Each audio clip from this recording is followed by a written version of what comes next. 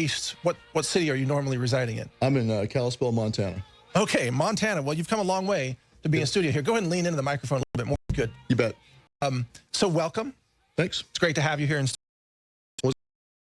Just give us a little background of Oath Keepers. You know, I'm sure most people are familiar with your work, but just in case a few aren't, go ahead and tell us a little bit about Oath Keepers. And the prime motivator for me was two things. One was Katrina. When we saw what happened in Katrina, we had cops obey unconstitutional orders to disarm people who were just trying to protect themselves.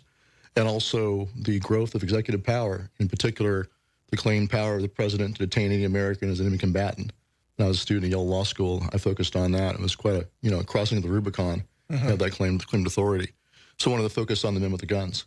And since then, we've grown nationwide. We were known for being on the rooftops in Ferguson, guarding against arsonists. We're known for being at Bundy Ranch.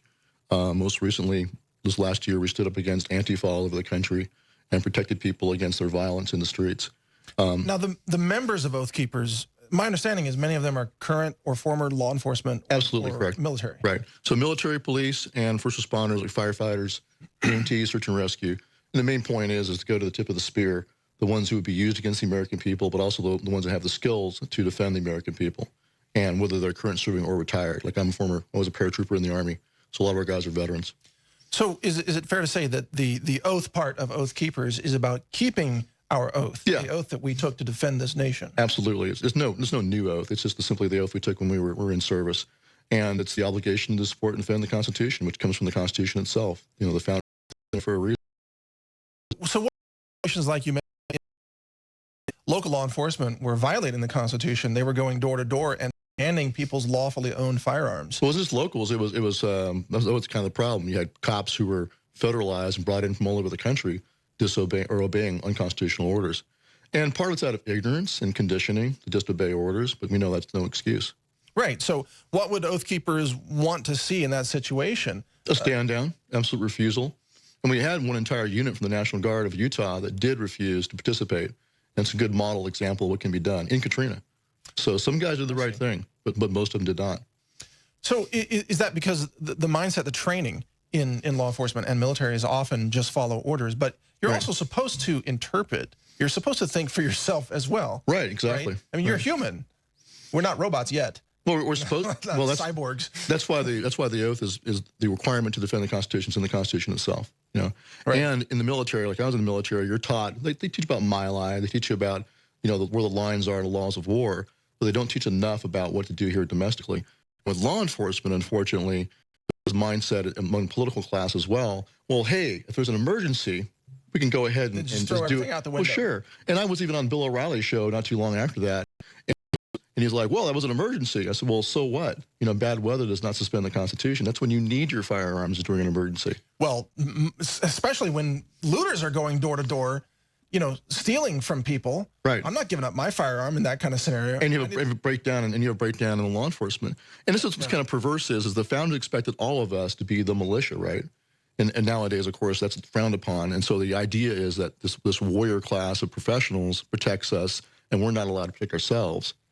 Yeah, you're exactly right. And that's what liberals want for America, is that you as an individual have no right, they believe, to defend yourself, and that you have to delegate that right to a special class of people who are controlled by the government and can easily abuse their power. But the decentralization of that power is when every citizen has a legal firearm and can defend themselves or can take part in the defense of their community. Absolutely. And that's what, America has been that way since its founding. Well, that was the entire design of the founders. That they intended that the military power be in the hands of the people, that we are they're the one and the same, not a separation between the warrior class and then the working class, not like in Plato's Republic, where you have the bronze and the silver and the gold. So their ideal was, that's why they say in the Second Amendment, it's necessary for the security of a free state. You're not secure, you're not free without it. You have to have that dispersion of power, like you said. It's also the only way it's going to be effective. In Katrina, you had cops being brought from all over the country, and there still weren't enough cops to secure people against the looters. Good point. That's right. That's right. A decentralized system of self-defense and protection is a very strong and resilient system. Yep. And that's okay. Now, for those watching on Infowars.com, I want to ask you, about your parents. You're wearing an eye patch. People on the radio can't necessarily see that, obviously. But I want to ask you, that's not just for show, No. right? I've got an old, I lost my eye in an accident many years ago, and it's recently ruptured again, my prosthetic, and I think I had to get it rebuilt. So until that happens, I'm a pirate. I get to play pirate. Okay, I just want people to understand that you medical reason for your eye. Oh yeah, absolutely, that's right. Right. Yeah. Okay. Yeah. Now, I'm not trying to play Nick Fury. Yeah, exactly, right. The website for Oath Keepers. It's oathkeepers.org. Right. Okay, and I want to ask you about the Spartan group, the Spartan training that Oath Keepers is now pursuing. Yes. As I understood from your announcements, this was a group to help defend innocent people from the violence being initiated by Antifa in particular. Is that correct? That's right. And also to be there as the pool to be used by a sheriff for the posse, to be volunteers to protect our schools, and based upon the very successful 2-year running program that Sheriff Judd has in Polk County, Florida, where he uses local military veterans and police veterans along with volunteers in the school system itself and parents. He trains them all to standard, and they guard and protect the schools. So we want to see that replicated across the country. So we want to get motivating people to train and organize so they're available to be the posse for their sheriff or to be the militia of their state if called up by their governor. So the sheriff could just turn to this group that are all part of your organization, Spartan training. Well, Sheriff could, in an emergency, they could deputize this entire group if there were real chaos going on and people needed extra protection. Is that possible? Well, similarly, what I really want to do, the goal is not to have a group of Oath Keepers. It's to have the people of the county trained and organized. So whether they join Oath Keepers or not, I don't really care. Right. I just want to see them trained. So these training groups are open to anybody in any group. Oh, so it's kind of like Appleseed training. Exactly. Oh, okay. There you go. Very much like Appleseed. Got it. But we want to see them organized. We want to see them organized down at the county level so that they're available. They know each other. They're used to training together. They've worked out all the bugs, and they know how to work together as a team. Okay. And they can be turned into the posse like that. Oh, wow. Okay. So how does someone join this training? You know, how to... You go to our website, and there's a post on our front page about the Spartan training groups. They can go on there. They'll have to apply. We will vet them because we don't want communists or anarchists or white nationalists, people who are domestic enemies of the Constitution. We don't want them coming to us. So there's a background check? Does that include social media? Absolutely. Yes, exactly. Yeah. Okay. It does. What about a criminal history? If they can give us their CCW, for example, that'd be a cut to that. Okay. I mean, here's the bottom line. We can't train felons. I know some people are felons because of unjust, unconstitutional laws, but we have our military and veterans can't. Our military guys and police officers can't train felons. Right. So, but we do not want to train people who are enemies of the Constitution. Yes. So must do some vetting. Okay. So once they get accepted into the program, then they would join some local training group. Right. And what does this training entail? Well, we want to train them for 3 main points. One is to be able to protect the schools. Second is to be able to protect public events against leftist violence. And a third is to be available as the militia to deploy on the border and secure our border. Wow. We see two existential threats right now. The border is one of them. If we don't seal the border, we're going to have, the Democrat plan is to bring in more people from the third world, and they hope they'll vote Democrat. Absolutely. And that's what they're doing. And it's illegitimate, obviously. That's very subversive. That's one big existential threat. Second one is the schools. They want to see more dead kids so that eventually, like in Australia or in England or in Scotland, they can eventually disarm us. Yeah, if we don't fix that, exactly right. we're in trouble. Okay, so we're going to go to break here shortly, but when we come back, I want to ask you more about the border.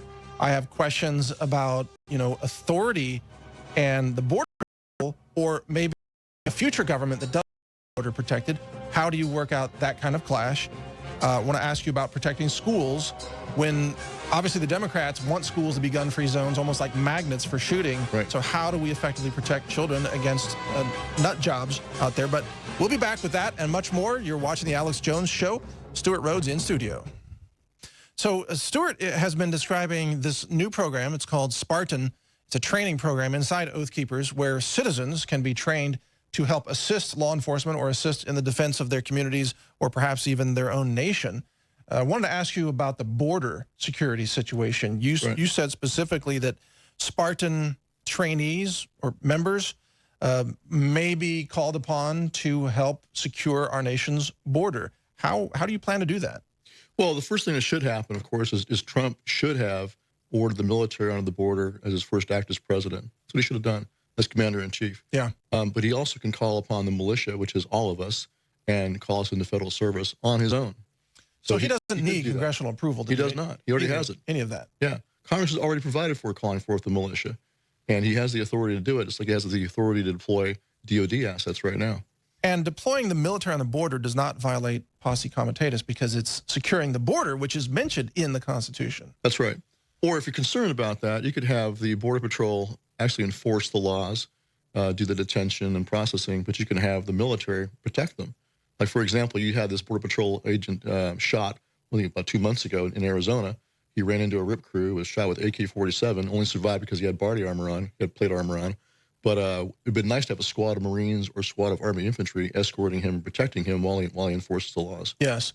But of course, coming out of 8 years of Obama, we had a president who did not want any enforcement of the border. Right. Obviously, it's the Democrats' voter recruitment plan to have as many people just walk across the border and then get licensed to vote in California. Yeah, absolutely. But now that we have Trump, why is Trump not doing what needs to be done? So I challenge him to do his job. I don't know the answer to that either, but there's a lot that we wish he would do. Too many swamp ants around. I mean, look, he's doing a lot. You know, can you imagine being in his shoes right now and you're attacked and vilified and lied about every day? Right. Half the people that you could even try to hire are swamp creatures who are just beholden to the swamp. How do you even extricate yourself from that situation and save the country, you know, at the same time and exit the White House one day with your business still intact in his case? I think he has to look at his own oath. You know, we voted him into office to take care of business and do what's right. And all he really has to do is call up General Mattis and get it done. So he can do it.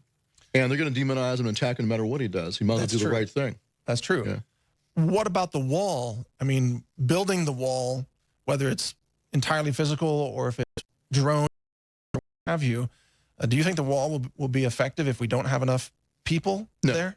There's, you know, I was in infantry in the Army. No barrier of any design is effective unless it's under observation and enforcement. You have to be able to observe, and then you have to be able to go and stop the breaches. So you must have monitoring. You can use sensors, you can use drones as force multipliers, but you still need boots on the ground. That's why you have to have us as the militia, National Guard, and the military on the border. So in your view, the ideal thing would be for the president to simply declare, as the head of the executive branch, to declare what? Citizens defend the border? I mean, what? To call it the militia. He would say, I'm calling forth the militia to repel an invasion.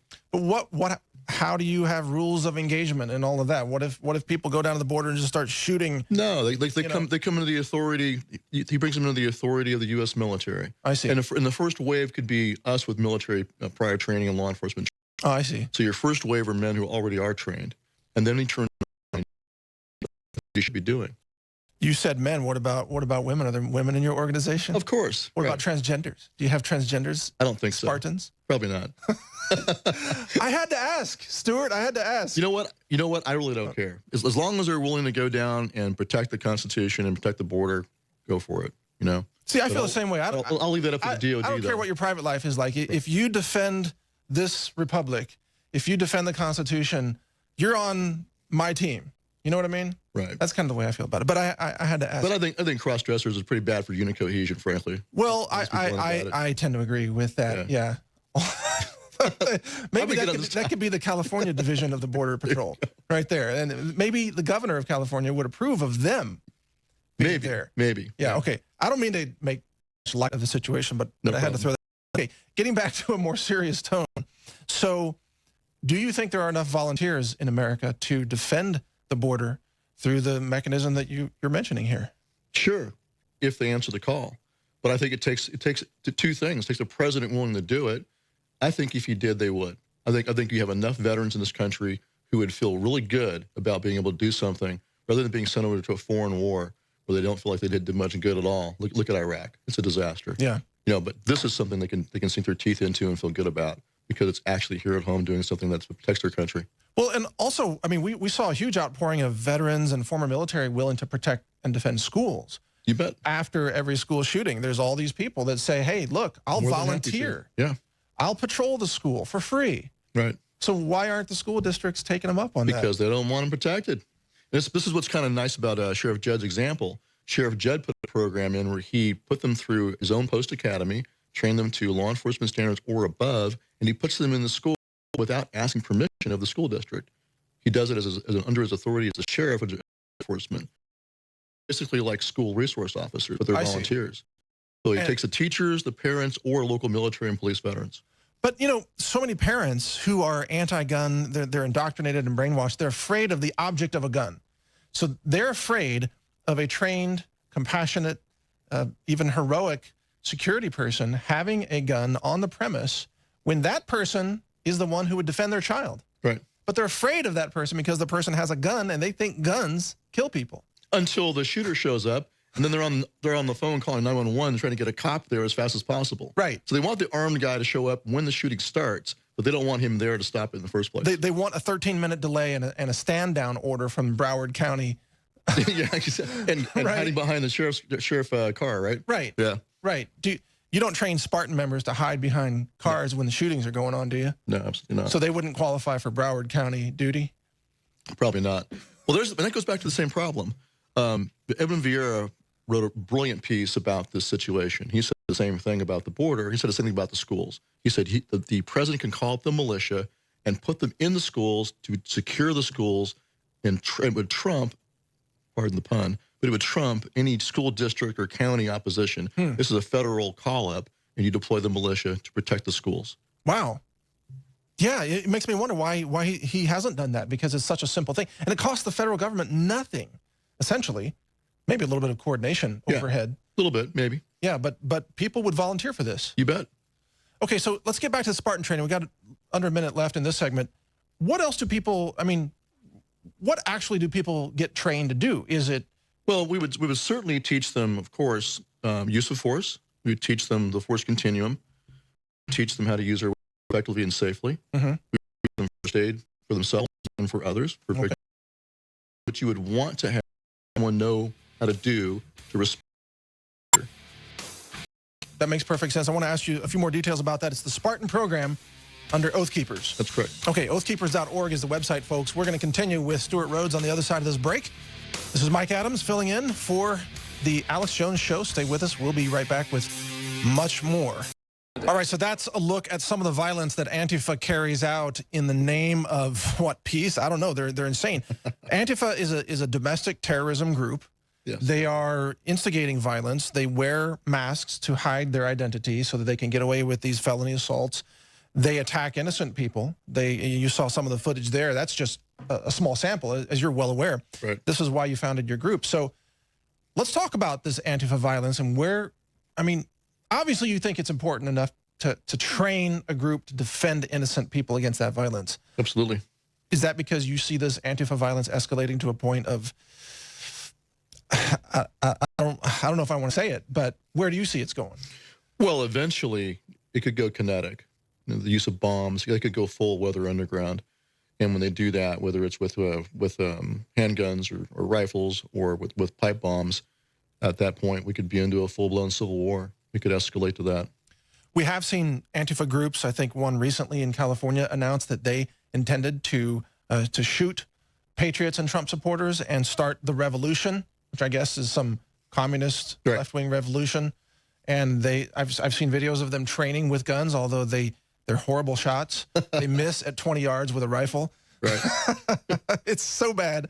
It's almost comical, but they think that they're going to do this. They're delusional. Right. But that may mean that they're going to try it because they don't know how quickly they'll be defeated. That's why I bring up the weather underground. They were delusional as well. And yet they still pipe bombed police stations and buildings, still caused a lot of damage. And so, but the difference now is that if an organized large Antifa across the country who are seen as puppets of George Soros, if they were to go and, like, for example, kill a Border Patrol family or an ICE family, it'd be on. I think you would see an extermination of Antifa in about a week. Whoa. Across the country. What do you mean? I think after, at that point, retired police officers and veterans would just hunt them down. Wow. Yeah. That's what I think. Just take them out. But they don't know who they are. I mean, that's the point of the masks is you don't have the identities of many of the Antifa people, so that it tends to embolden them into thinking that they could carry out these kinds of killings or attacks. And, well, they would never be able to assemble again in a black bloc. It wouldn't happen. They'd be wiped off the face of the earth if they did. So you believe that there are enough retired law enforcement, retired military, right, border patrol, and so on, who would rise to that occasion if, like you said, let's say if a border patrol family were executed by Antifa. Yeah, it'd be over for Antifa. I think so. Wouldn't there be then current law enforcement response to that to try to, you know, maybe local police? I mean, a lot of local police in cities like Los Angeles aren't exactly pro-America, all of them. You know what I'm saying? Right. So yeah, I mean, we're talking about a civil war, and okay, it depends upon what side they're on, depending on one county to another. In California, for example, yeah, you cross the county lines, you're in blue or red state, basically. Wow. One or the other. So we don't want that. Be very clear right about that. We don't want that. We prefer that law enforcement handle it. I think Trump needs to crack down on them, frankly. Yeah. And I think the local police do also. But CNN is defending them. I mean, think about this. Not only does CNN blatantly lie with fake news reporting that they know is fake, you know, the Carl Bernstein piece recently, a great example, but CNN defends Antifa and says that attacks on Antifa are, or, you know, criticism of Antifa is racism. Right. How is that racism? Well, that's all they got. This is what kind of perverse about it, is that a lot of these young kids that are in these black blocs actually believe that they're fighting Nazis. They believe that I'm a Nazi, you're a Nazi. I mean, everybody's a Nazi who's not them. And they're conditioned to believe that. It's basically what they're being conditioned to believe is anyone who believes in traditional American life or the Constitution is a racist because it's all inherently racist. So they think they're fighting Nazis, which is their delusion. Right. And we, the patriots, we might be actually fighting Nazis, which is the fascist left. The fascist left. Exactly. Who are actually marching in the footsteps of the red shirts and the yes, Third Reich. I mean, they're the actual fascists. Yeah, absolutely. So I guess it comes down to who's the real Nazi. Right? Well, I mean, here's a sick, like I told my guys not too long ago, the perverse thing is it could wind up with these young kids dying in combat, being killed by veterans. Yeah. And believing as they die that they're fighting a Nazi. Wow. And the Nazi is killing them, when all we are is just patriots who want to be left alone and want our families safe. And who are operating actually in the reflection of the great Americans who defeated the Nazis. Exactly. By the way, yeah, the greatest generation that fought the Nazis, the actual Nazis, stormed the beaches. We took out the Nazis, and we'll do it again if we have to. Or the commies. Or the commies, exactly. All right, now, what about these young Antifa delusional terrorists? I've seen the training videos. I've seen them do maybe a total of 4 sit-ups. I've seen them attempt push-ups. You know, they think they're badasses. How quickly would they actually be defeated if this went full kinetic? Well, like I said, it depends on what's a stand-up fight or not, right? If they were trying to someone in a black bloc, like it'd be over in about 2 seconds. But of course, if what is that term you're using? I'm sorry. Black bloc. What's a black bloc? Where they dress all alike.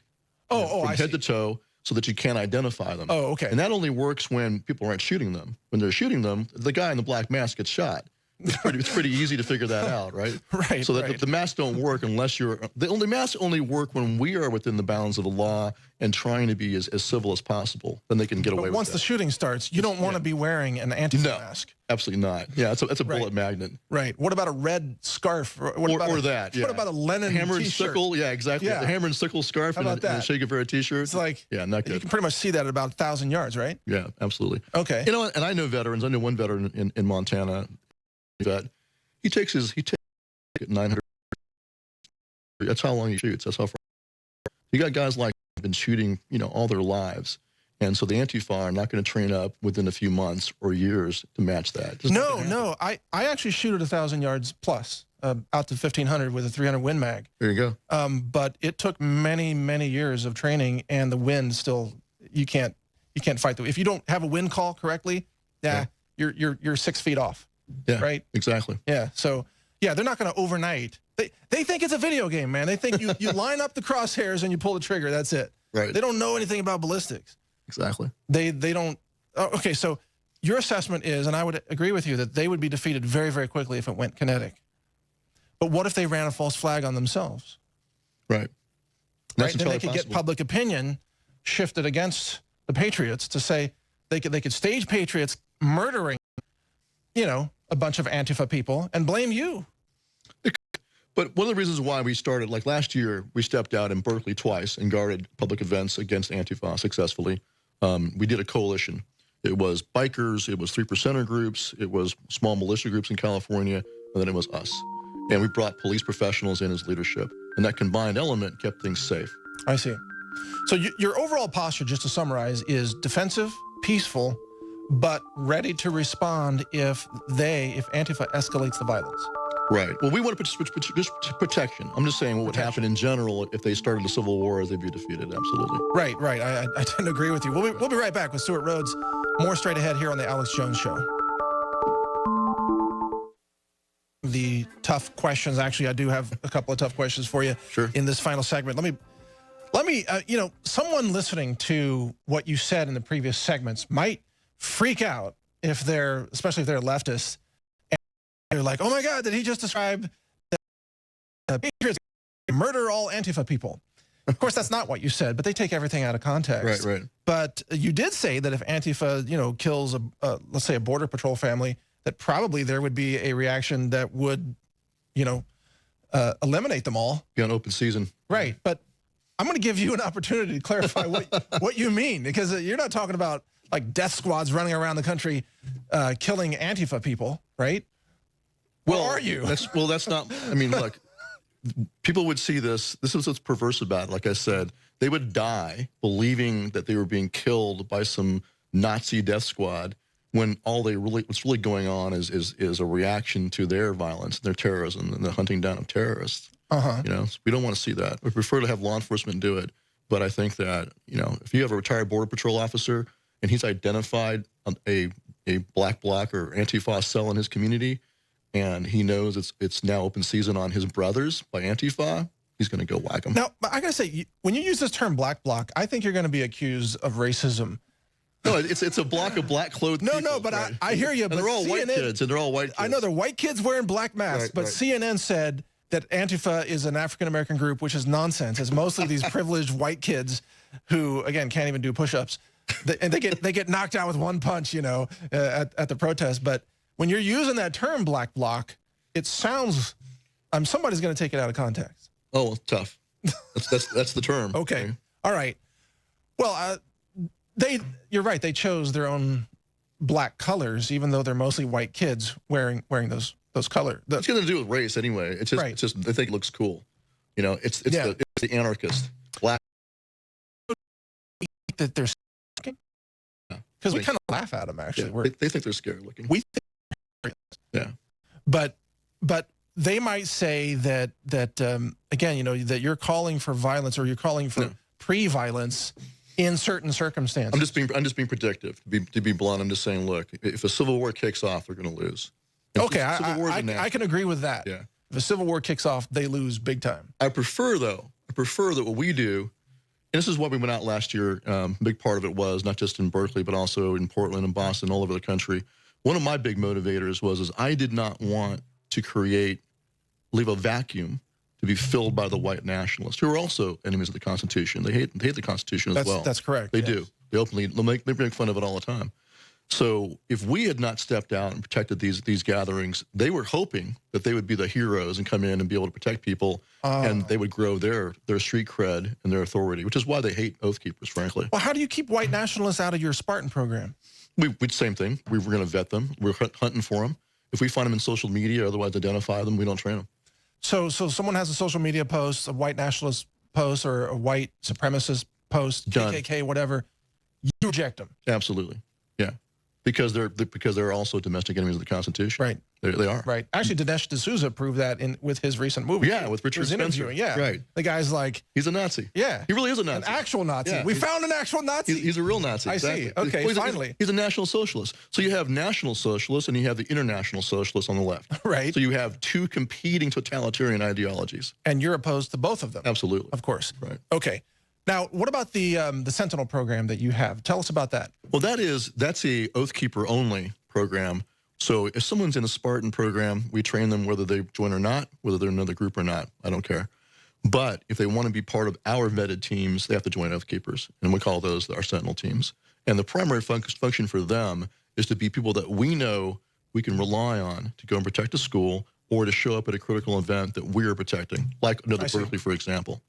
Now, so how does that team interlace with local law enforcement? Would the sheriff, for example, be given a phone call to say, hey, some of our also going to show up?